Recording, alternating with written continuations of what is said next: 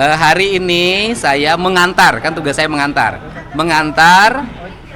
keluarga Hadi Saputro atas nama putranya yang sudah dikuasakan pada kawan-kawan Peradi, sama ibunya. Ibu siapa? Humaina.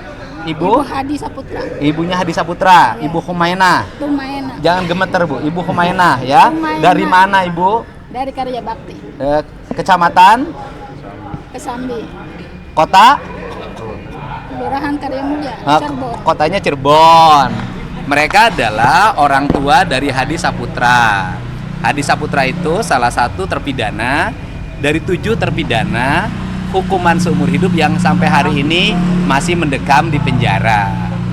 Mereka semuanya kan sudah tahu akan mengajukan peninjauan kembali.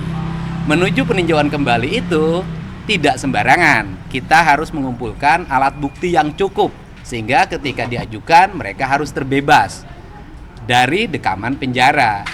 Dari rangkaian peristiwa yang sudah kami sampaikan ke sini, mereka pertama dulu menyampaikan laporan terhadap dugaan kesaksian palsu Pak RT Pasren dan anaknya Abdul Kahfi. Yang kedua, dugaan kesaksian palsu Aep dan Dede. Nah, ini sekarang yang ketiga. Yang ketiga ini yang akan dilaporkan siapa? Pak Rudiana. Nah, jadi mereka akan melaporkan siapa, sekali lagi yang keras? Pak Rudiana. Mereka akan melaporkan Ibtu Rudiana. Sehingga dengan pelaporan Ibtu Rudiana ini, kita berharap sudah 3 laporan dengan hari ini yang disampaikan. Bareskrim untuk segera memproses sehingga kita nanti memiliki landasan yang cukup untuk mengajukan PK, membebaskan ke-7 terpidana yang mendapat hukuman seumur hidup. Laporan Ibtu Rudiana ini terkait apa yang mau difokuskan? Materi yang akan dilaporkan biarkan kuasa hukum yang menyampaikan. Baik, rekan-rekan sekalian, terima kasih ya. Betul, pada hari ini kami kuasa hukum dari terpidana, ya, kami mendapatkan kuasa kan dari 6 terpidana. Yang hari ini akan melaporkan itu 1 terpidana atas nama Hadi Saputra akan melaporkan Aibtu ya, saat itu yang sekarang Ibtu Rudiana. Terkait apa yang dialami tahun 2016, kan gitu kan. Isinya apa, tunggu nanti sesudah kami melakukan laporan ya, nanti kami akan sampaikan apa isinya. Saat ini kami tim lengkap nih, ada Mas Dwi Anto Prianto selaku Ketua Harian DPN Peradi, dan juga ada Mas Asido Huta Barat ya, Ketua PBH Pusat, dan juga ada kuasa hukum lain, ada Bang Ruli. Kami tim lengkap nih sini, ada Mbak Riri dan yang lain semua kami lengkap sini. Kami hadir di sini kurang lebih hampir mau 25 orang kali ya, tim kuasa hukum ya, mendampingi. Sedikit bocoran Bang, dugaan kesaksian palsu seperti apa yang dilakukan? Jadi gini, kami bukan hanya melaporkan tentang kesaksian palsu ya, tapi melaporkan tentang apa yang mereka alami ya. Kan sebagaimana kita tahu bahwa selama ini ada isu tentang penganiayaan, ada isu tentang penyiksaan, ada isu tentang penekanan secara psikis ya, itu salah satu yang akan kami laporkan mewakili Hadi Saputra. Apakah betul gitu, kita uji kan gitu loh, karena ada saksi yang melihat, ada bukti-bukti yang kami lampirkan gitu kan. Bang, ini berarti cuma 1 terpidana aja yang melaporkan, terpidana lain ada yang melaporkan terkait ini enggak? Mungkin Bang Ruli bisa tambahkan, Bang Ruli sama Mas Dwi. Kenapa yang melaporkan cuma 1 terpidana? Ya, begitu kan? Saya bantu nanyanya. Kang Ruli. Baik. Kali ini memang baru Hadi Saputra. Tentu saja Hadi Saputra itu kan membutuhkan saksi-saksi dan bukti-bukti kenapa dia melaporkan. Nah, untuk itu maka kawan-kawan terpidana yang lain hari ini mungkin hanya sebagai saksi dulu. Gitu. Mungkin besok atau lusa kalau kita memungkinkan bisa saja kita juga akan melaporkan yang lainnya juga atas 6 terpidana yang saat ini ada di dalam. Bang, tapi ini terkait penganiayaan foto lebam yang beredar di dalam penjara atau yang antara mana? lain itu. Bang, tapi ini ada kaitannya dengan permintaan kuasa hukum untuk mengembalikan tahanan ke Cirebon apa gimana? Oh iya enggak. Kalau pengembalian tahanan Cirebon itu kami sudah kirim surat kemarin itu kepada Dirjen Pas dan juga kepada ketua-ketua lapas supaya para terpidana ini dikembalikan ke lapas asalnya. Kenapa? Karena kasihan keluarganya mau menemui aja susah, harus mengeluarkan biaya yang begitu banyak ke Bandung. Padahal yang biasanya mereka dekat di Cirebon sana bisa berhubungan. Nah ketika dia ke Bandung pun sampai hari ini keluarga Sudirman hanya orang tuanya saja yang boleh. Ini kan juga, tapi saya nggak mau berdebat di situ deh.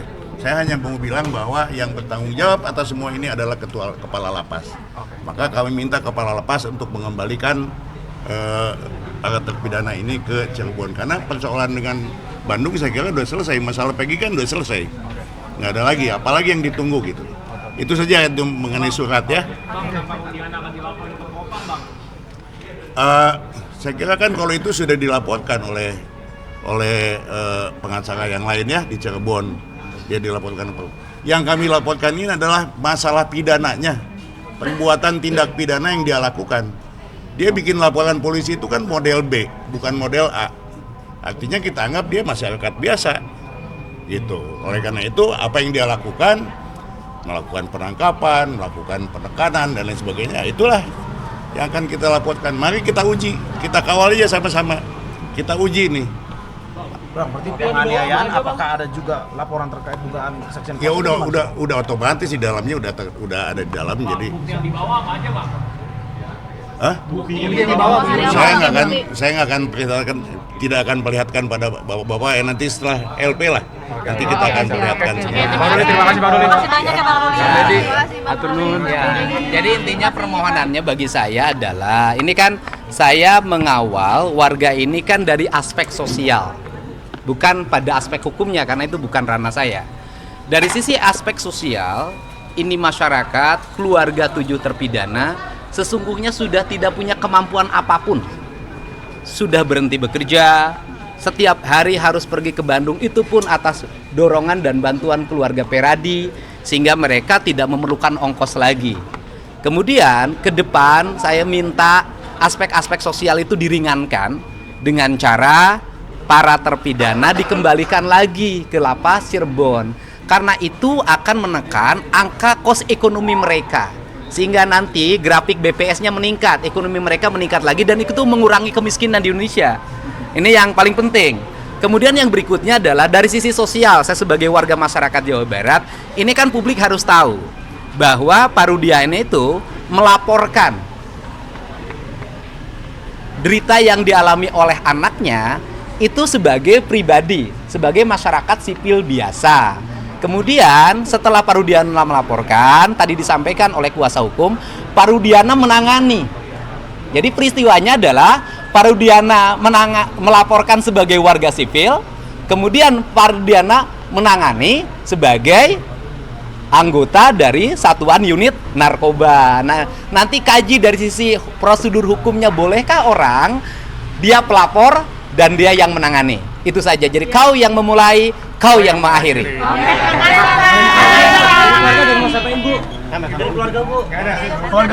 Boleh Ibu ngomong aja. Boleh ngomong aja. Bapaknya ngomong apa? Ngomong aja. Wah, ini kan murni warga. Ngomong apa Bapak, silahkan. Ya, kalau kita mah cari yang lurusnya aja. Kepengen ya Pak Rudiana segera diproses aja. Karena untuk menegakkan hukum dan keadilan. Udah gitu aja. Dan yakin anak Bapak tidak terlibat, Bapak? Insya Allah, karena anak juga yakin dia itu nggak melakukan. Saya tanya sekali lagi, yakin anak Bapak tidak membunuh? Yakin. Yakin anak Bapak tidak memperkosa? Yakin. Soal Ibu Rudiana ini ada dugaan kesaksian palsu dari keluarga sendiri, bagaimana? Ya kalau kita mau menyudutkan orang, kita nggak mau. Saya serahkan untuk ke pendamping saya, kuasa hukum saya dari tim Peradi. Bapak yakin anak Bapak tidak bersalah? Yakin. Pak, tapi kan ini proses sudah berjalan dan kemarin juga Peggy Setiawan, tersangka baru itu berhasil memenangkan gugatan pra peradilan. Kalau dari Bapak sendiri, harapan untuk putra Bapak dan juga terpidana lain seperti apa? Secara umumnya boleh disampaikan ke depan kamera gitu? Iya, Pak. Ya kalau harapan keluarga, ya utama kebebasan anak-anak saya. Pak, nggak ada Itu aja. kata-kata dari pihak Hadi sendiri terkait dengan penangkapan dari tahun 2016 ini kan juga sudah lama. Nah ini kenapa kok Bapak baru sekarang untuk memberanikan diri untuk melaporkan? Begitu, Ya, Pak? karena ya kita juga karena itu juga dari belum sempat karena ditolong dari tim Peradi itu. Karena ya saya juga nggak berani ngungkapin gitu. Apakah mulai berani itu Peggy Setiawan bebas? Iya. Enggak. Karena kita juga diarahkan ke tim Peradi Berarti selama ini oleh Hadi Bapak Deddy Mulyadi. Berarti selama ini Hadi bukan tersangka juga ya Pak dari kasus ini? Atau gimana Pak? Ya aslinya sih ya intinya kuncinya anak kita itu nggak bersalah dan tidak melakukan gitu aja. Jadi gini rekan-rekan sekalian. Jadi saya bersama rekan-rekan kuasa hukum, nanti Pak Asido boleh tambahkan ya. Jadi gini ya, kehadiran kami di Barreskrim hari ini ya, ini adalah Pak Kasana, orang tua dari Hadi ya. Kami adalah tim kuasa dari 6 terpidana ya, selain Sudirman ya, 6 terpidana. 6 terpidana ini kita sudah tahu jalan ceritanya kenapa kita hari ini mewakili Hadi ya kan, untuk melaporkan Aibtu Rudiana yang sekarang Ibtu Rudiana. Kenapa kita laporkan mewakili Hadi? Setelah tim ya, kami ini 126 orang tim kan gitu kan, kami rapat gitu kan, kami melihat untuk menegakkan tentang peristiwa sesungguhnya apa yang terjadi. Ya, menurut kami inilah satu-satunya jalan bahwa kami harus melaporkan supaya diperiksa, supaya peristiwa itu menjadi terang benderang, kita adu bukti dan juga kesaksian dan juga apa yang kami sampaikan, ya kan? Ya, kita lihat saja nanti bahwa kami kan hanya ingin menegakkan keadilan, ya. Bahwa di dalam peristiwa yang sesungguhnya terjadi, kenapa kita laporkan Rudiana? Ini kan peristiwanya terjadi sekali lagi supaya paham ya.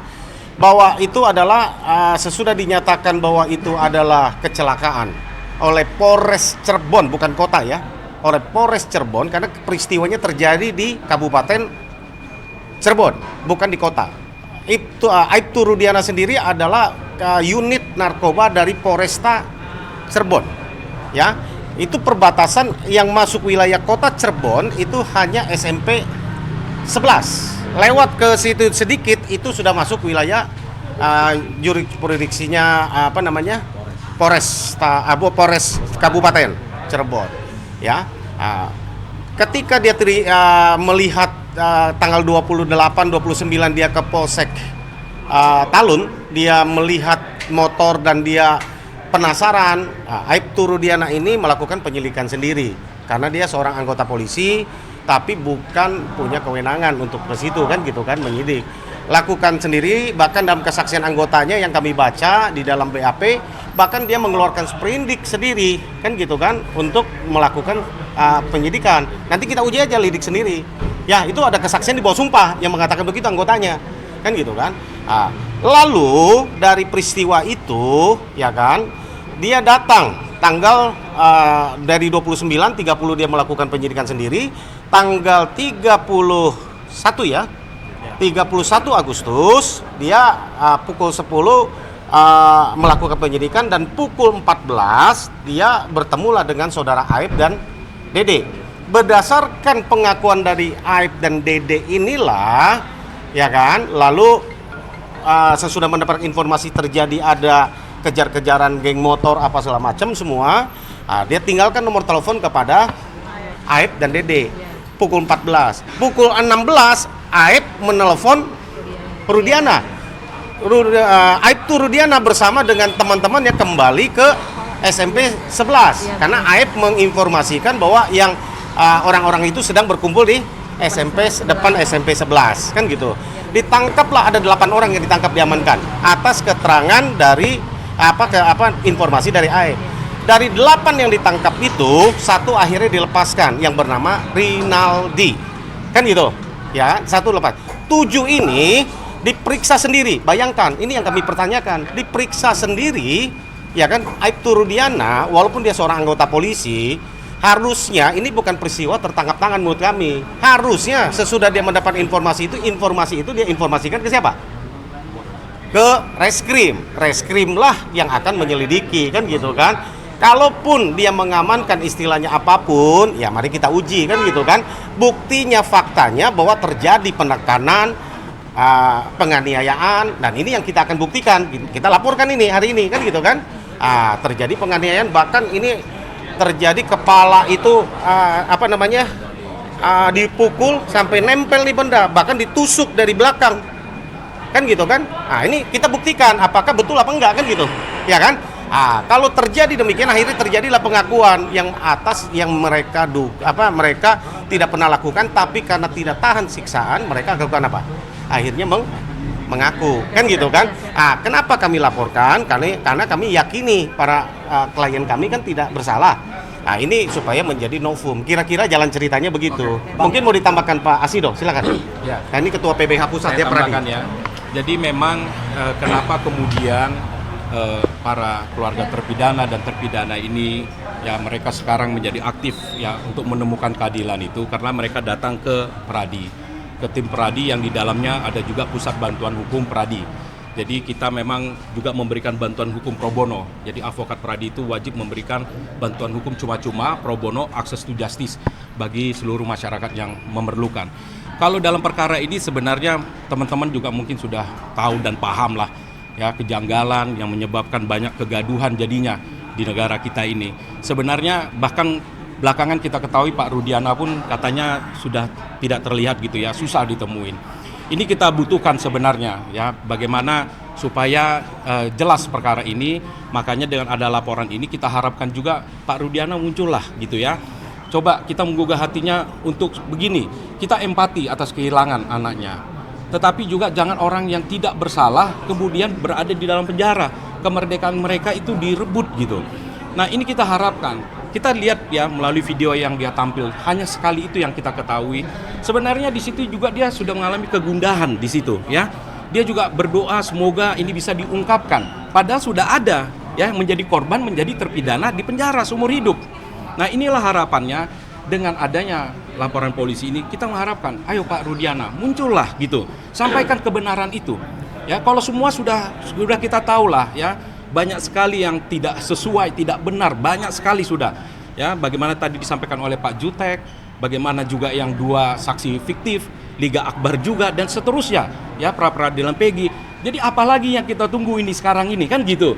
Ayo muncullah Pak Rudiana, sampaikan kebenaran itu. Biar juga tenang nanti ya almarhum di surga gitu ya.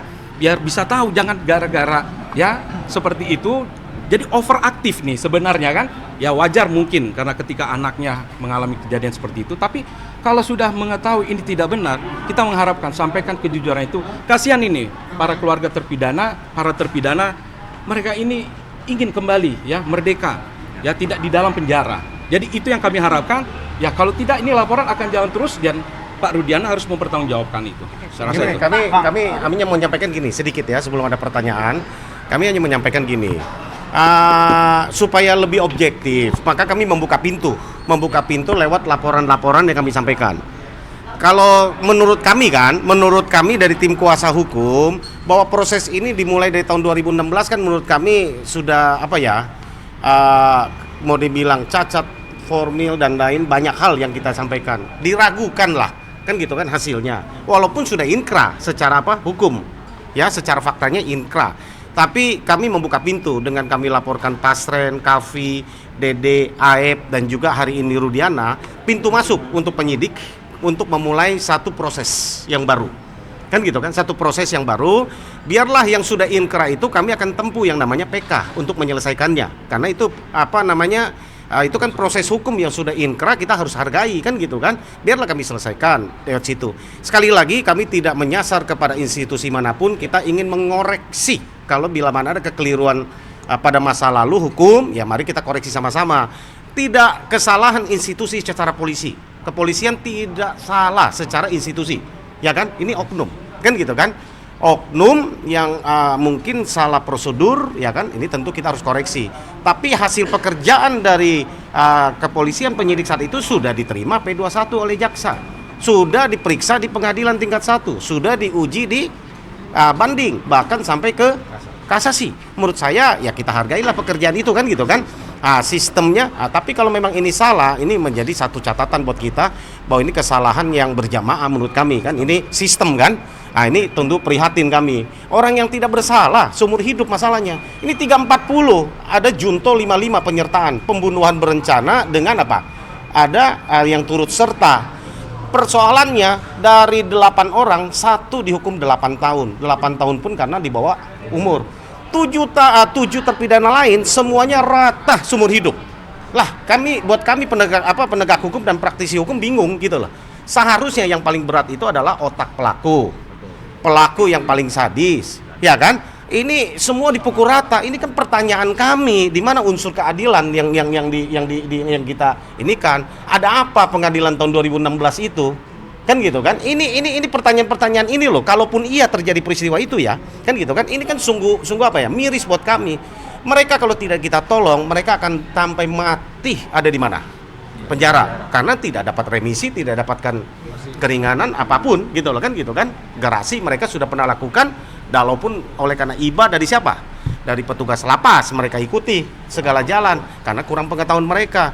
Itu pun mereka turuti, kan gitu kan. Tapi ya itulah kemanusiaan, dan dalam penegakan hukum maka kami Pradi, ya tadi sampaikan Ketua PBH Pak Dr. Asido Huta Barat, ya kan, bahwa Pradi lewat PBH, kebetulan kami kejadiannya ada di Bandung, maka kami kebetulan bersama-sama dengan PBH, tim kuasa DPN, kita sama-sama kita menangani kasus ini, membantu para keluarga terpidana dan juga para terpidana. Itu rekan-rekan sekalian. Pak, kalau dari semua tawan tim kuasa hukum sendiri, apa sebenarnya motif dari si Pak Ibtu Rudiana ini akhirnya juga menyasar dari keluarga terpidana?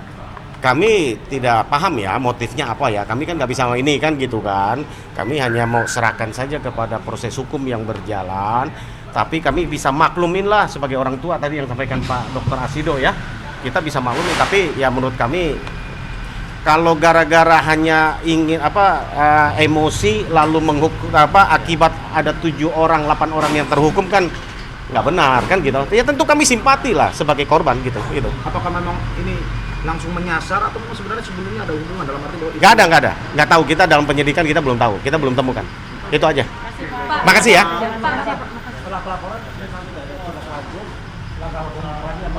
Kami segera menyusun PK, sedang berjalan ini. Kami tidak terburu-buru ya. Kami mau sampaikan gini, kami hanya kuasa hukum dari 6 terpidana ya. Mengenai ada salah satu yang sudah mengajukan PK yang akan sidang tanggal 24 Juli yang akan datang, itu kami bukan kuasa hukumnya. Kami tidak ingin terburu-buru. Kenapa? Kami tahu bahwa ini sudah produk hukum. Tentu untuk mengatasi itu kami tidak boleh sembrono. Kami harus hati-hati menghadirkan bukti baru yang valid. Kan gitu kan? Kekeliruan hakim di mana, ada cara penerapan di mana, ada novum di mana yang diperbolehkan undang-undang untuk kami PK. Gitu ya. Jadi kami tidak buru-buru ya, gitu kan? Pak, Kami yang terakhir dong, kan Bapak tadi nyebut kalau Bapak yakin anak Bapak nggak ngelakuin itu. Bapak yakin dari hal apa sih, Kak? Kenapa kok bisa merasa anak Bapak itu bukan pelaku? Dari kesaksian teman-temannya itu yang bersama-sama waktu malam itu bareng sama anak saya. Gitu. Terus kesaksian dari warga tetangga terdekat kita yang mengatakan bahwa anak saya itu ada di rumah anaknya Pak Pasran itu. Udah, anak kesaksian segitu yang berarti kami anak sampaikan. Anak Bapak nggak ada di tempat di lokasi saat pembunuhan Vina Cirebon itu? Tidak ada. Semua itu ada di rumah anaknya Pak Pasran. ya sudah ya rekan-rekan ya, cukup ya. Satu aja sekali tadi nggak dapat, boleh diulangin sekali lagi pernyataan hari ini kenapa mau melaporkan itu Rudiana dan kenapanya, harapannya? Ya, kalau harapan saya sih ya untuk menegakkan keadilan. Ya, karena anak itu anak saya itu yakin tidak bersalah. Ya, itu aja. Oke ya.